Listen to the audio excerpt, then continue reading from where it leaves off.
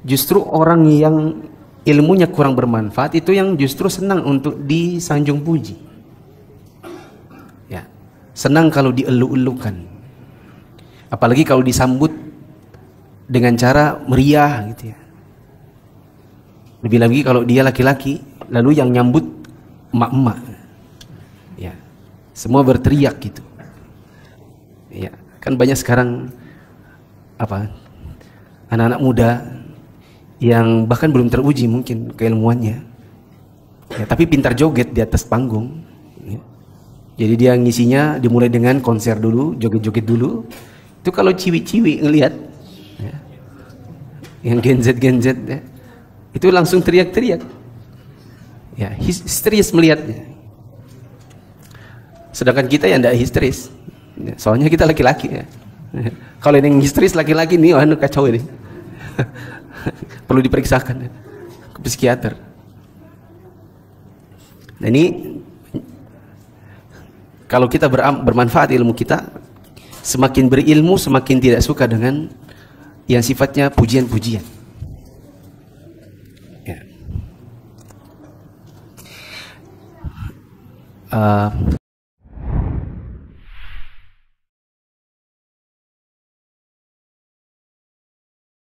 Hidup di antara Al-Quran, Sunnah, dan ilmu keduanya. Seorang penuntut ilmu dituntut untuk hidup di tengah Al-Quran dan Sunnah. Al-Quran dan Sunnah ibarat sepasang sayap seekor burung. Berhati-hatilah jangan sampai sayap-sayapmu lemah. Seorang penuntut ilmu itu ibarat burung, kalau dia mau terbang tinggi maka dia harus kuatkan dua sayapnya, yaitu sayap berdalil dengan Al-Quran dan sayap Sunnah. Kalau hanya kuat di salah satu sisi, maka ia bisa terbang mungkin, tapi tidak bisa tinggi-tinggi. Misalnya hanya bisa baca Quran, tapi lemah di fikih sunnah.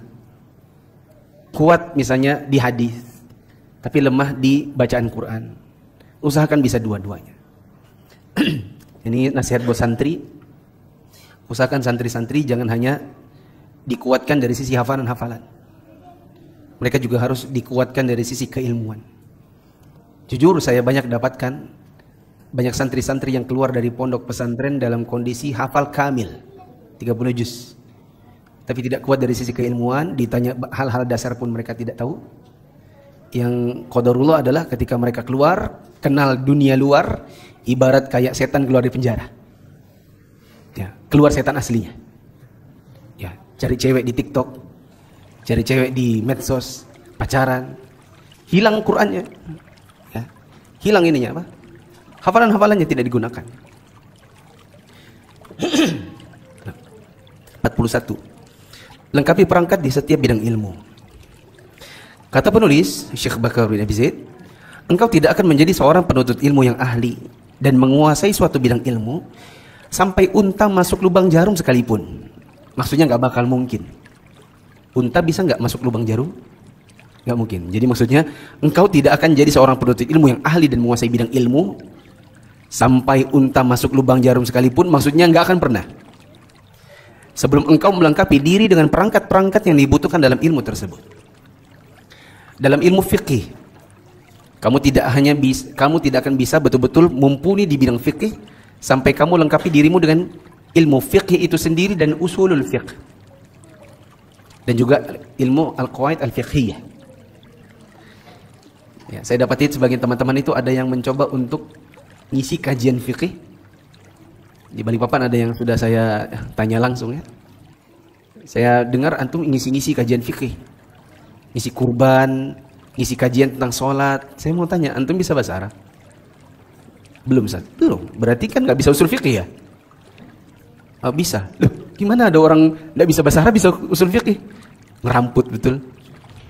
Ini kayak orang bilang, kalau kita tanya, antum sudah pernah belajar bahasa Inggris? Belum. Tapi bisa baca The Jakarta Post? Bisa. Gimana ceritanya ada orang tidak pernah belajar bahasa Inggris tapi bilang saya bisa baca The Jakarta Post? Kayak pengertinya kalau gitu. Ya. Apa bedanya I'm here dengan I was here? Abu Zubair? I am here dengan I was here. I'm here sekarang, I was here dulu, ya kan? Nah, ada orang bilang saya bisa baca dari Jakarta Post. Tapi kan antum nggak bisa, ada belum pernah belajar bahasa Inggris. Antum mungkin nggak bisa membedakan mana am, apa makna am dengan was. Penggunanya seperti apa? Ya. Terus mau diterapkan pemahaman, antum bisa menyesatkan orang nanti. Ya, maka dan misalnya orang mau mengajar fikih, maka selayaknya dia belajar usulul fiqh. Ya. Dan nggak bisa. Namanya belajar usulul fiqh kalau tidak belajar bahasa Arab. Sekalipun ada terjemahnya. Karena memang ada buku usulul fiqh, versi terjemahan ada.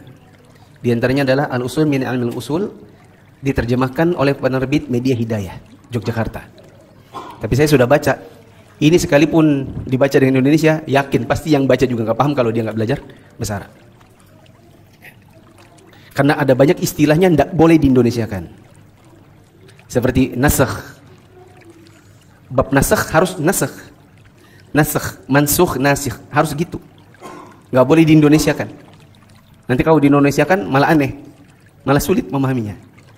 Bab mutlak, muqayyad. Ya. Bab apa lagi? Bab majaz. Ya. Bab hakiki, majaz, nggak bisa diindonesiakan. Meskipun pakai terjemah Indonesia. Dalam ilmu hadis padukan dua perangkatnya, yaitu ilmu riwayah dan ilmu dirayah. Apa itu ilmu riwayah dan dirayah di catatan kaki? Ilmu riwayat berkenaan dengan sanad, sedangkan ilmu dirayah berkenaan dengan makna. Jadi misalnya kita baca hadis, seperti sekarang saya sedang mengajar kitab Al-Adabul Mufrad. Ilmu tentang riwayah yaitu penilaian hadisnya. Hadis ini sahih atau tidak. Ilmu dirayah yaitu kandungan hadisnya. Jadi jangan sampai berkutat hanya sahih tidak sahih, sahih tidak sahih. Ketika ditanya apa manfaat dari hadis ini, fawaidnya apa saja, tidak paham. Jangan juga sampai paham kandungannya, tapi nggak paham sahih dengan dhaif bedanya apa. Nanti khawatirnya dikeluarkan sebuah faedah ternyata berdasarkan riwayat yang tidak sahih. Ya. Coba kalau ada misalnya orang berkata, barang siapa di tenggorokannya masih ada ampas kopi, kopi, maka diampuni dosa-dosanya yang telah lalu. Apa diroyahnya di sini? Sering-seringlah minum kopi dan tidak usah dikumur. Dan minumnya yang ampasan ya, gitu. Jangan yang V60. Ya. Terus kalau minum kalau perlu sebelum tidur minum. Ampasnya jangan dikumur, pokoknya biarkan dia di tenggorokan, batuk-batuk sekalian. Ya. Supaya apa? Siapa tahu mati waktu tidur. Jadi masuk surga. Itu kan diroyahnya. Tapi coba riwayahnya. Riwayahnya oke. Tapi bagaimana dengan riwayahnya? Ini bahkan bukan dhaif. Hadis ini bahkan bukan dhaif, bukan lemah. Ini bukan lemah. Ini palsu, bahkan la aslalahu, tidak ada asal usulnya kecuali dari khurafat orang-orang sufi. Ya, jadi gabungkan dua-duanya. Jangan sampai hanya tahu, oh ini sahih. Apa manfaat dari hadis ini? Apa ya? Bingung. Jangan juga, oh ini riwayat diroyahnya gini, manfaatnya ini 1, 2, 3. Ternyata nggak ngerti membedakan mana sahih mana tidak. Allah Ta'ala berfirman, alladzina atainahumul kitaba yatlunahu haqqa tilawatihi ulaika yu'minuna bihi wa may yakfur bihi fa ulaika humul khasirun. Orang-orang yang telah kami berikan kitab, mereka membacanya sebagaimana mestinya. Mereka itu beriman kepadanya, dan barang siapa yang ingkar kepadanya maka mereka itulah orang-orang yang rugi. Surat Al-Baqarah ayat 121. Dari ayat ini dapat diambil pelajaran, janganlah seorang penuntut ilmu berhenti mempelajari suatu ilmu sampai dia betul-betul kuasai. Nah, tapi ya ini butuh semangat, butuh target, butuh apa ya? Kesungguhan. Karena kalau dikatakan jangan berhenti pelajari suatu ilmu sampai kita kuasai, berapa banyak ustadz bikin kelas bahasa Arab dimulai dengan 50 orang dan baru 10 pertemuan, tinggal 10 orang dan tidak tamat karena orangnya habis. Betul? Yang senyum berarti antara pelaku sama korban. Nah, bab keenam, menghiasi ilmu dengan amal. Tanda-tanda ilmu yang bermanfaat. Tanyakan pada dirimu, sejauh mana engkau memiliki tanda-tanda ilmu yang bermanfaat. Berikut ini. 1. Mengamalkan ilmu. Ilmu yang bermanfaat itu bila engkau menjadikannya sebuah amalan. Atau ilmu yang bermanfaat itu jika membuahkan amalan. Kata para ulama kita, thamaratul ilmi al-amal. Buah dari ilmu itu amalan. Contoh teman-teman ikut kajian fikih zakat. Ya. Sudah tahu tentang perhitungannya, tahu bagaimana cara pembayarannya, kepada siapa dibayarkan. Sementara dia sendiri tidak menghitung zakatnya. Padahal dia wajib zakat. Teman-teman belajar tentang tentang muamalah, sangat senang. Ini saya dapat ini banyak. Sangat senang dengan kajian-kajian muamalah. Ya, Ustadz Erwandi itu sampai didatangi Jakarta. Ya. Kemudian bikin foto dengan Ustadz Erwandi, melabelkan diri murid Ustadz Erwandi, bersertifikasi ETA. Tahu ETA? Erwandi Tarmizi Association. Sampai di Balikpapan penipu, nipu orang. Ya, bikin akad jual beli tanah, ya, bikin perumahan, bikin kafling-kaflingan. Nggak ada ilmunya. Yang didapatkan dari Ustadz Erwandi nggak diterapkan. Ya, bahkan di antara mereka itu ada yang ngaku sendiri. Cuman saya belum pernah bikin video pendeknya aja. Balikpapan ini ada berapa teman-teman yang catut-catut nama saya supaya kaflingannya laku. Ustadz Mufli ngambil di sini, Ustadz Mufli ngambil di sini. Padahal saya nggak pernah ngambil sama mereka, kecuali dikasih. Ya, itu pun kalau bilang Ustadz Mufli beli, nggak beli. Bilang Ustadz Mufli punya di sini. Ada satu yang saya dapati di tahun 2021. Mungkin dia keceplosan kali ya. Dia bilang, Ustadz, kita bilang Ustadz punya di sini. Saya bilang, loh, antum berarti bohongin orang dong. Kan saya nggak punya. Ustadz, biar cepat laku. Iya, tetap saja itu namanya bohongin orang. Karena saya kalau dibilang punya di sini, orang nanti, alhamdulillah bisa bertetangga sama Ustadz misalnya. Jadi bisa nanya-nanya, kalau susah bisa pinjam duit. Gitu. Ustadz banyak duitnya misalnya. Orang senang. Ya, jadi laku kaflingan antum. Tapi kan pada kenyataannya tidak demikian. Berarti antum membohongi orang. Nipu antum. Saya diperlihatkan akadnya. Ustadz Erwandi Tarmizi mengatakan, Ustadz Erwandi Tarmizi tak mungkin bikin klausul seperti itu. Klausulnya adalah legalitas diurus jika sudah land clearing. Ini teman-teman yang ngerti properti, coba dicerna ya. Antum beli tanah, tanahnya baru diurus legalitasnya kalau nanti sudah land clearing. Bermasalah atau tidak nih kira-kira? Bermasalah tidak? Yang bilang iya, apa masalahnya? Ya? Belum dimiliki, belum jadi milik penjual.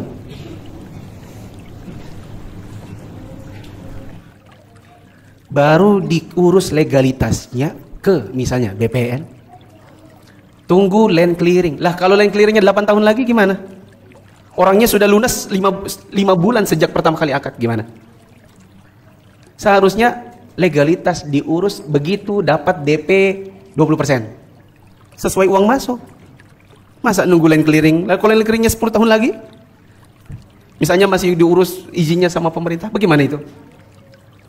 Nah, ini saya telepon yang bersangkutan. Saya bilang ini Ustadz Erwandi nggak mungkin bikin kayak gitu. Ya. Ada juga ikhwan itu. Sampai sekarang uang saya nggak jelas sama dia. Ya, dijualkan tanah saya bilang kan antum wakil. Masa yang beli 5 tahun 44 juta nggak laku? Udah lunas-lunas, bukan 5 tahun. 2016, berarti berapa? 9 tahun 44 juta. Masa dia nggak cicil sebulan sekali gitu? Nagih 1 juta aja, antum 2 tahun 1 juta, 1 juta. Gimana itu? Ya, tapi profilnya foto bersama Ustadz Erwandi. Kalau saya lagi butuh duit sudah saya viralkan. Masalahnya saya lagi nggak butuh duit aja. Ya. Nanti kalau nikah lagi baru butuh. Azan ya? Kita sholat isya dulu, habis azan langsung aja, habis sholat baru kemudian lanjut lagi.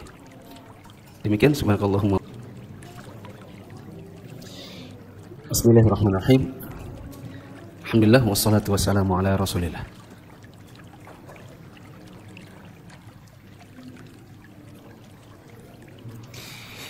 Tanda-tanda ilmu yang bermanfaat tadi, nomor 1, diamalkan.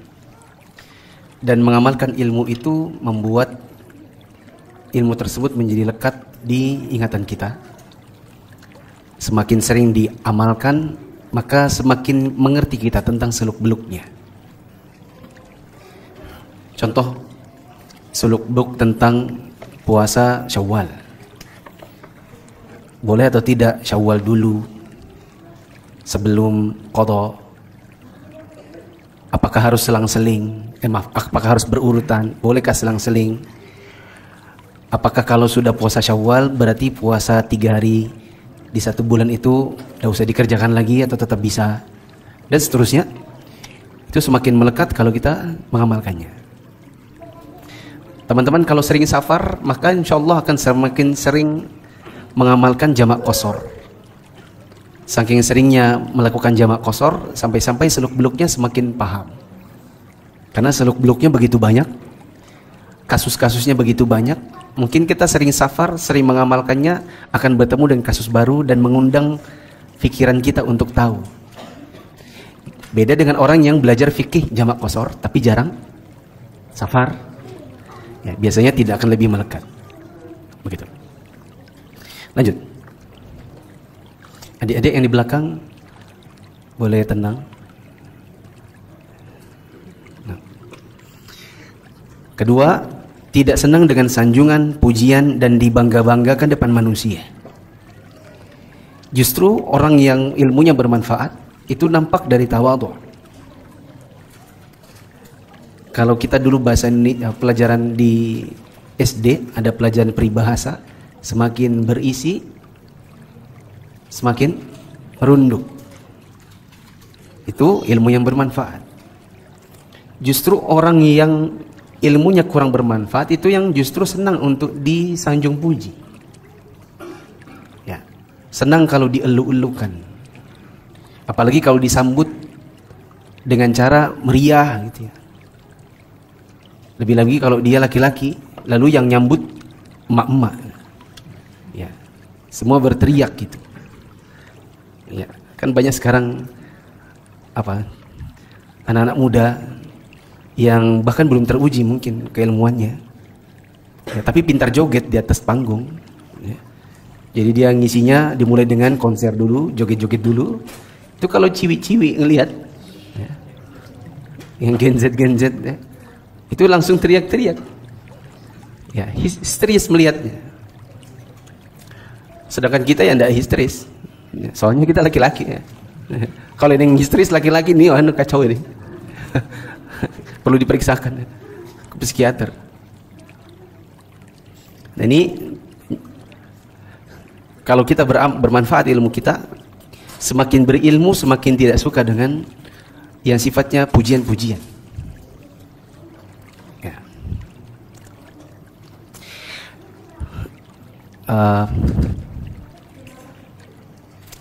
Oke, lanjut aja. Saya mau cerita tadi tapi nggak usah ya. Cerita lah, nggak apa-apa lah ya. Nggak. Itu kan kalau kita bikin konten di media sosial, komen yang paling kita suka itu komen doa. Jazakallahu khairan Ustadz, alhamdulillah bertambah ilmu, barakallahu fikum. Yang paling kita suka yang gitu. Tapi kalau yang isinya Masya Allah the best, apalagi yang baru-baru berapa hari lalu saya baca itu ada kata-kata terbaik untuk urusan yang seperti ini memang Ustadz Muflih, ya. Saya bilang sama itu para petugasnya di belakangnya, jangan pernah komen-komen yang kayak gitu dikasih love, karena nanti dikira kita senang dengan pujian-pujian. Jangan sampai di like yang gitu-gitu, nggak boleh dibalas komentarnya. Karena kita cari pahala, bukan cari ujian. Nah, yang satu itu kebetulan saya sendiri baca, saya sendiri yang komen. Ya, saya bilang komentar seperti ini sering menggelincirkan ustadz siapapun. Sebaiknya komentar yang biasa saja. Ya, siapa yang bilang the best, terbaik untuk urusan yang seperti ini Ustadz Mufli? Karena waktu itu sedang kasus membicarakan hukum kajian yang kayak teatrikal. Ya, saya hanya ingin meletakkan hukum yang saya pahami supaya pro kontra ini reda. Ya, karena masing-masing punya sudut pandang. Tapi kalau dikatakan the best untuk urusan seperti ini, kayaknya saya baru kali ini juga ngurusinnya begitu, gitu. Ya. Nah, untuk the best terbaik itu kan harus ada pembanding. Siapa yang bilang terbaik? Terbaik lawan siapa? Itu kan ada alat ukur harusnya. Ya. Maka yang seperti itu saya bilang komentar yang sering menggelincirkan. 3. Bertambah sifat tawadhu atau rendah hati seiring bertambahnya ilmu. Ya. Ini kurang lebih seperti yang nomor 2. Nomor 4, ilmu yang bermanfaat itu terlihat dari lari menghindar dari cinta kepada kekuasaan, popularitas dan dunia. Tidak suka dengan kekuasaan. Para ulama di masa dahulu kalau mereka ditunjuk sebagai bagian dari pemerintahan, mereka itu tidak alhamdulillah. Kebanyakan dari mereka innalillah. Ya. Saya pernah punya video pendek saya bikin di tahun 2021. Ya. Judulnya agak-agak lupa, tapi itu kisahnya Rojak bin Haywah. Ketika dia pokoknya Rojak bin Haywah ini menjadi asistennya khalifah ketika itu, yaitu Sulaiman bin Abdul Malik, yang kemudian diamanahkan untuk memegang gulungan yang isinya adalah siapa khalifah pengganti. Lalu kemudian di dalamnya ada nama Umar bin Abdul Aziz. Teman-teman kalau dulu pernah ikut kajian di sini yang para tabi'in, nah coba kalau mau tahu ceritanya baca lagi bab Rojak bin Haywah. Itu saya membacanya jelang tidur, itu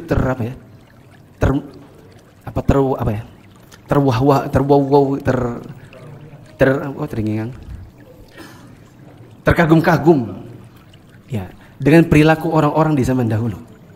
Mereka itu tidak ada di zaman dahulu misalnya cerita-ceritanya para tabi'in itu bisa buka pintu tanpa kunci, bisa berjalan di atas air, bisa terbang di atas, tidak ada cerita gitu. Ya.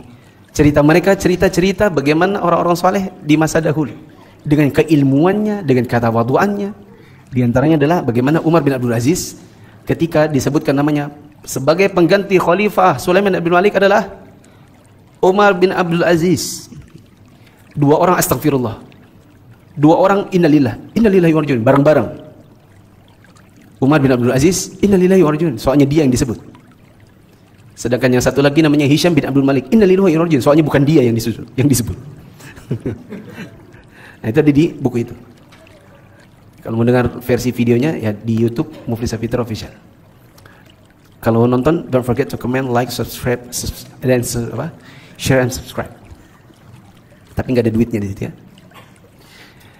Menghindar dari popularitas. Nah, mungkin ini di zaman sekarang sedikit bertentangan ini dengan media sosial. Kalau ada yang berkata ini seharusnya ustadz-ustadz itu tidak usah pakai medsos, ya, supaya tidak populer. Nggak usah pakai centang biru. Ya, untungnya saya centang birunya nggak beli ya. Ya, kalau beli itu semakin kayak seolah-olah pengen populer. Jadi harusnya yang nggak usah kelihatan. Ya, sempat saya timbang-timbang ketika datang seorang mantan broadcaster dan behind the scene dari sebuah radio di Balikpapan. Dia menawarkan Ustadz Mufli ini gampang dijual. Saya mau dijual kemana? Saya mau bikinkan medsosnya, mau nggak? Saya nanti bikinkan YouTube, Instagram, Facebook. Buat apa? Ya supaya bisa dijual, supaya dakwanya Ustadz semakin luas. Semakin luas berarti semakin populer. Ya itu akan menjadi sebuah konsekuensi. Waduh, menakutkan ya. Apa yang saya takutkan? Ya populer. Tapi coba Ustadz pertimbangkan, semakin banyak yang mendapatkan faedah dari dakwanya Ustadz, kalau tersebar di medsos, maka semakin banyak dapat pahalanya. Gimana? Nah, saya pikir dulu. Lama saya pikir, akhirnya saya bilang, oke, saya setuju, tapi antum yang buat dan antum yang kelola. Ya, akhirnya dia yang buat, dia yang kelola tahun 2017. Sampai akhirnya datang COVID, lama-lama akhirnya saya pengen pegang juga. Gimana sih caranya? Dikasih tunjukin caranya, gini cara komennya, gini caranya. Lama-lama saya ikut-ikutan juga. Ya, ikut membalas, terutama yang doa-doa tadi itu. Ya. Selanjutnya, kelima, ilmu yang bermanfaat itu terlihat dari bukan orang yang tipenya mendakwakan diri sebagai ahli ilmu. Saya sering bilang, ulama beneran itu bukan yang suka kalau dibilang ulama. Yang gadungan, hobi mengklaim dirinya sebagai ulama. Ada ustadz terkenal di Indonesia ini. Dia bicara kira-kira depan santri kayak gini. Santri-santri. Ustadz dulu adalah seorang gini-gini. Ustadz dulu pondok begini-begini. Ibunya ustadz adalah ini. Dulu waktu ustadz kecil anu. Terus ustadz anu. Maka kalau kalian mau jadi seorang ulama, siapa yang dimaksud? Maka kalau kalian mau jadi seorang ulama, secara nggak langsung yang bersangkutan mendakwakan dirinya sebagai ulama. Bagaimana ulama beneran? Ini ada kisah Syekh Shalih bin Fauzan. Syekh Shalih bin Fauzan itu tinggal di kota Riyadh. Ya. Dan beliau pernah suatu hari berkunjung ke Universitas Islam Madinah. Karena jaraknya kira-kira 1100 kilo, maka perjalanan itu panjang. Dan jarang-jarang Syekh Shalih bin Fauzan ke Madinah, apalagi ke universitas. Karena Syekh tinggalnya di Riyadh, karena di sanalah Hay'ah Kibar Ulama. Di sanalah kantor Lajnah Daimah. Ya. Syekh datang, maka dipenuhi hall auditoriumnya kampus itu dengan mahasiswa. MC membuka muhadarah ketika itu dengan kata-kata, kita telah kedatangan Al-Allamah, Al-Syekh, Al-Faqih, dan seterusnya. Ya. Setelah Syekh berkesempatan untuk berbicara di mic, maka Syekh mengatakan, kami bukan Syekh Al-Allamah Al-Faqih, kami adalah seorang penuntut ilmu. Ini ulama beneran, pengennya dibilang talibul ilm. Ya, ustadz biasa di Indonesia, ya oke lah, dia hafal sebagian dari ayat-ayat beserta letak-letaknya. Ya. Ingin kalau kemudian dakwaannya lebih tinggi daripada statusnya. Makanya seperti ini hati-hati. Hati-hati, khawatirnya kita mati masih begitu. Ya, dan Allah lebih tahu tentang diri kita daripada manusia. Kita di depan manusia mungkin bisa sok seolah-olah tawadhu, tapi Allah Maha tahu apa yang ada di hati. Ya, karena kelihatan orang-orang sombong itu adalah diantaranya yang bila dia dikritisi dengan hujjah, maka dia tidak akan bisa terima dan malah membalas dengan cara merendahkan. Ya. Sebagaimana kata Nabi SAW, al-kibru batarul haq wa ghamtun nas. Sombong yang sesungguhnya itu bisa terlihat dari orang yang suka menolak kebenaran dan merendahkan manusia. Nah. Keenam, berprasangka buruk terhadap diri sendiri dan berprasangka baik kepada sesama agar berselisih dengan mereka.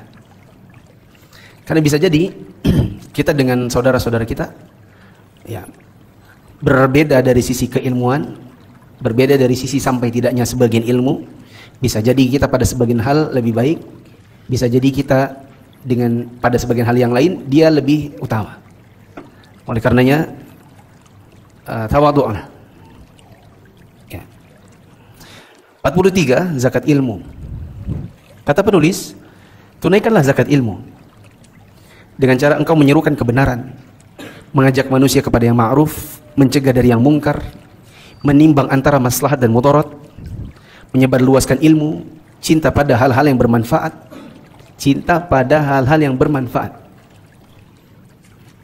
Adapun orang di zaman sekarang mungkin tergoda untuk mencintai hal-hal yang tak manfaat.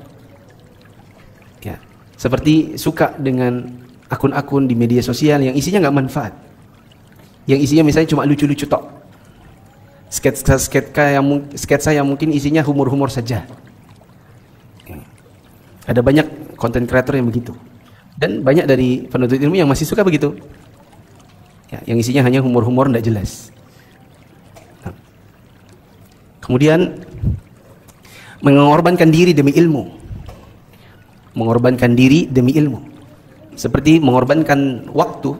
Ya, kita kalau jam sekarang ini pengennya tidur, enak. Apalagi tadi sore hujan. Ya, ya. Ini sekarang hawanya hawa bantal. Ya. Kalau di kamar ada AC, oh enaknya udah tinggal tidur scrolling gitu kan. Ya. Enak. Tapi sekarang duduk, enggak pakai sandaran lagi. Disuruh maju. Ya, pegang buku, pegang pena. Ya, ini namanya mengorbankan diri demi ilmu. Memberikan syafaat atau rekomendasi yang baik untuk membantu kaum muslimin dalam urusan kebenaran dan kebaikan. Ya. Diriwayatkan dari Abu Hurairah radhiyallahu anhu, Nabi sallallahu alaihi wasallam bersabda, "Idza matal insanu inqata'a 'amaluhu illa min thalath." Jika manusia meninggal, maka terputus amalnya kecuali 3. Shadaqatin jariyatin aw 'ilmin yuntafa'u bihi aw waladin shalihin yad'u lahu. Yang 3 ini adalah sedekah jariah, ilmu yang bermanfaat, dan anak saleh yang mendoakan orang tuanya. Sebagian ahli ilmu ada yang mengatakan hadhihi thalathu la tajtami'u illa lil 'alimi al-badhili li 'ilmihi. Illa lil 'alimi al-badhili li 'ilmihi wa badluhu shadaqatun yuntafa'u biha wal mutalaqqi laha ibnun lil 'alimi fi ta'allumihi 'alaihi. 3 hal yang disebutkan dalam hadis tersebut tidak terkumpul kecuali pada diri seorang ahli ilmu yang mengerahkan tenaganya untuk mengajarkan ilmu. Karena itu termasuk bentuk sedekah jariah yang bermanfaat. Sedangkan orang yang menimba ilmu darinya itu bisa dikatakan anaknya, yaitu anak didik, karena dia belajar dari orang tersebut. Bersungguh-sungguhlah dalam menghiasi dirimu dengan zakat ilmu, karena ia merupakan buah ilmumu yang paling utama, yaitu dengan cara berusaha menyebarkannya, mengajarkannya. Saya mau bilang gini teman-teman, kalau bisa jangan sampai pintar sendiri di rumah. Ilmu yang kita dapatkan di masjid harus tertularkan di dalam rumah. Misalnya teman-teman suka pergi kajian sendiri, istri ngurus anak di rumah. Nah, ilmu yang didapatkan di masjid hendaknya bisa disampaikan di rumah. Ya, misalnya jadikan kebiasaan, Mi, aku kajian. Jangan lupa kalau aku nanti pulang tanya tadi dapat apa. Ya, supaya aku terpancing untuk ngomong apa.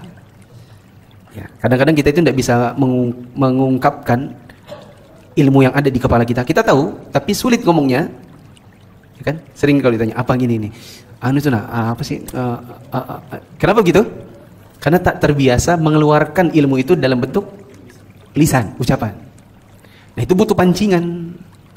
Nah, bilang sama istrinya, hari ini kan hujan, kamu kan sama anak-anak di rumah, aku kajian dulu. Jangan lupa, kalau nanti aku pulang, tolong tanyain tadi aku dapat apa. Ya, jangan-jangan aku pergi ke rumah istri yang lain nanti. Tanya. Karena kemuliaannya, maka ilmu itu akan bertambah dengan banyaknya diinfakkan, dan akan terus berkurang jika hanya disimpan. Supaya ilmu kita bertambah itu caranya diinfakkan. Diinfakkan itu dengan cara didakwahkan. Kalau cuman belajar lalu kemudian tersimpan di otak sendiri, maka ilmu itu nanti lama-lama beku di kepala. Makanya kalau kita ditanyai masalah-masalah agama, kadang-kadang kita tidak bisa mengungkapkannya, soalnya tak terbiasa menginfakkannya. Petakannya dalam ilmu adalah manakala ilmu itu disembunyikan. Disembunyikan maksudnya disembunyikan karena ingin terlihat pintar sendiri. Ya, beda ya kalau ujian. Kalau ujian kita jadi guru, maka harus disembunyikan. Jangan jadi guru lagi mengawasi ujian, terus ada murid yang nanya, Ustadz, ini nomor 3 dalilnya saya tidak tahu, dalilnya apa ya? Loh, kok bertanya? Ya Ustadz, nanti menyembunyikan ilmu diancam di neraka loh.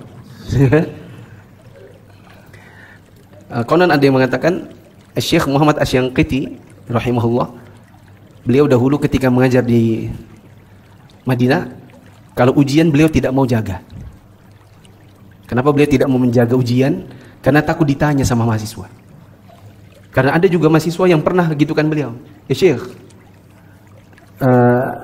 jawab li raqm tsani, mau jawaban buat yang nomor 2 apa? Apa ayatnya? Syekh mengatakan, la tas'al, jangan tanya, ini kan ujian. Ya Syekh, qala Nabi sallallahu alaihi wasallam. Rasulullah sallallahu alaihi wasallam bersabda, man su'ila an ilmin fakatamahu aljamahu Allahu birijami minan nar. Ya. Barang siapa ditanya sebuah ilmu lalu disembunyikannya, maka dia akan dikekang dengan tali api neraka. Ya, Syekh ditanya begitu, keluarkan ayatnya. Dia ahli tafsir. Ya. Tapi sejak saat itu dia bilang, maksudnya tidak mau, pokoknya saya jaga ujian. Nanti dikasih dalil, nggak jadi jaga ujian, yang ada malah ngasih tahu jawaban. Ya. Jangan engkau terhalau dari kewajiban untuk menunaikan dan menyampaikan ilmu disebabkan oleh klaim bahwa zaman ini adalah zaman kerusakan. Ya, seperti ini yang saya ingin sampaikan tadi. Di antara sebab atau latar belakang kenapa sebagian ustadz-ustadz ada yang mau bermedia sosial, di antaranya adalah untuk mengimbangi kerusakan. Karena kalau tidak ada yang berdakwah di media sosial, maka yang merajalela hanyalah antara ahli syahwat dengan ahli syubhat. Klop, kayak mangkok sama tutup. Yang mangkoknya ahli syahwat, artis-artis, public figure yang senang menyebarkan kemaksiatan, klop ditutup kemaksiatan itu oleh ustadz-ustadz ahli syubhat. Ya. Jadi mereka akhirnya merajalela di internet dan menyebarkan kemaksiatan. Yang ahli maksiat semakin senang karena ustadz-ustadz syubhat pengikutnya 4 juta follower, 5 juta follower. Seperti artis-artis film itu. Itu kan mereka banyak bermaksiat dengan film-film mereka meskipun atas nama film religi. Ada adegan peluk-peluknya bukan mahram, ada adegan cium-ciumnya bukan mahram, meskipun filmnya semuanya pelakunya berjilbab di situ. Nah, setelah itu siapa yang menglegalisasi perbuatan mereka? Ustadz-ustadz ahli syubhat. Disingkat, singkat sendiri, ustadz ahli syubhat. Ya. Dikeluarkan dalil-dalil, dikeluarkan kaidah-kaidah, yang itu membuat artis-artis semakin senang. Mereka semakin senang karena dianggap perbuatan mereka itu legal. Bagaimana tidak, di antara ustadz-ustadz atau ustazah terkenalnya justru jadi pelakonnya di dalam filmnya, justru jadi promotornya. Diajak nonton premiernya, ustadznya ikut nangis juga. Ya. Di video mereka membuat orang, oh ustadz fulan aja nonton, ayo nonton. Sementara kalau kita tanya, ustadz maaf ya ustadz, itu laki perempuan, aktor-aktrisnya emang mahram? Bukan. Pelukan begitu boleh? Kalau dia bilang boleh, akhirnya benar-benar kacau. Kalau dia bilang tidak boleh, lalu kenapa antum nonton? Lah malu antum. Apa bedanya antara di film dengan dunia nyata? Toh manusianya nyentuh manusia juga. Itu bukan boneka dikasih AI. Memang manusia asli. Nah, kata Syekh Utsaimin, ramaikanlah internet dengan dakwah. Jangan sampai kalian diam dengan merasa, oh ini kan zaman kerusakan, dah biar rusak sekalian. Ya. Kalian belajar buat apa? Ya. Seharusnya belajar itu diantaranya adalah untuk meluruskan yang salah. Nah, kalau nanti, soalnya kita dihujat juga di internet, so what? Ya. Sudah tanggung jawab. Di mana Nabi yang tidak kena hujat? Kalau kamu hanya mau dibilang, tidak mau sakit hati, dibilang wahabi, wahaboy. Nabi dulu dibilang apa? Tukang sihir, penyair, tukang santet, orang gila. Ya, biarkan orang-orang untuk berkata-kata.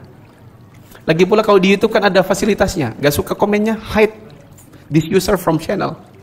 Ya, di hide dia nggak akan bisa komen lagi. Dakwah jalan terus.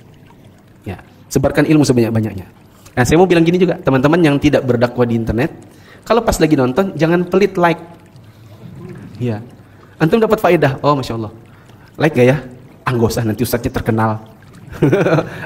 Ini bukan soal ustadznya terkenal. Antum like, itu membantu algoritmanya semakin naik. Jadi ilmunya semakin tersebar. Ya. Dan yang di like jangan cuma ustadz terkenal. Apa nih? Gak apa-apa ya sebut nama. Antum kalau lihat Ustadz Syafiq like.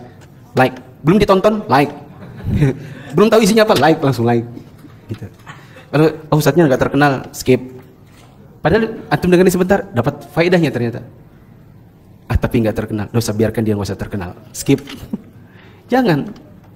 Ini bukan soal ustadznya terkenal tidak terkenal. Ini soal ilmunya tersebar atau tidak tersebar. Saya sering dapati ada ustadz-ustadz yang mungkin kita tidak pernah tahu namanya. Tapi saya mencoba untuk diam sejenak ketika melihat videonya. Saya dapati, ini Masya Allah ini. Andaikan dia di ibu kota. Ada satu ustadz dari Lombok. Saya ketemu dulu di Surabaya, pulang sama-sama. Dia duduk sebelah saya, Masya Allah, sebelah sama Ustaz Muflin lah, Masya Allah. Siapa nama Ustaz? Nama antum Ustaz? Saya juga lupa. Siapa namanya? 2-3 kali saya ketemu videonya, Masya Allah orang ini. Ini anda kan di Jakarta ini, atau dia punya tim di belakangnya, ini layak untuk disebarkan ilmunya. Tapi dia tidak terkenal gitu. Dan yang kayak gini malah lebih bermanfaat, lebih berbobot isinya kadang-kadang. Ya. Cuman karena kita yang mungkin nggak terkenal, like nggak bisa di like gitu, malah ada yang di dislike lagi. Selanjutnya, orang-orang fasik telah mendominasi dan manfaat nasihat sudah lemah. Jika engkau terhalang dari yang demikian, maka tindakanmu akan ditunggangi oleh orang-orang fasik dengan leluasa menebarkan kerusakan akhlak dan mengibarkan bendera kejahatan. Ini dulu yang pernah menjadi perdebatan juga di ustadz-ustadz, boleh nggak ya kita masuk TikTok? Ada yang bilang nggak boleh, soalnya logonya aja logo Not, ya kan? Not kan itu, Not di pelajaran kesenian ya, berarti isinya pasti musik, gitu. Lama kita ini tabu, bukanya aja tabu. Membuka TikTok itu kayak membuka pintu rumah bordir gitu. Jangan gitu kan. Terus karena memang dulu begitu dibuka pasti isinya orang joget. Langsung lagunya gitu kan. Tidak boleh dibuka. Lama-lama mungkin dia ganti algoritma. Sampai dia bilang, Ustadz itu gampang ternyata bukanya. Bukanya pakai browser. Di browser antum langsung masuk ke login antum. Oh gitu caranya, coba saya praktikkan. Oh iya bisa. Tanpa harus dengarkan lagu-lagu dan lihat orang joget. Versi HP dia bilang, bisa antum buka, tapi langsung ke bawah, pojok kanan bawah. Langsung profil, cet. Nah, ketemu kan, langsung akun antum kan? Iya. Berarti bisa dakwah di situ? Iya, bisa. Saya bikin akunnya. Berapa kali di-ban sama TikTok? 2 kali kan? Ya. Tapi intinya bisa. Saya bilang sama tim saya, ayo kita jadikan TikTok ini kayak tempat sampah. Di dalamnya banyak tikus, kita masuk ke situ, kita lemparin disinfektan, langsung pergi. Caranya adalah bikin akun, pasang video dakwah, tinggalin. Ya, jadi kayak lempar racun tikus, tinggalin. Biar aja tikusnya mati di situ. Ya. Allahu a'lam bishawab. Ini masih 1 jam lagi kan ya? Assalamualaikum warahmatullahi wabarakatuh. Sampai jumpa kembali di World Islam Channel.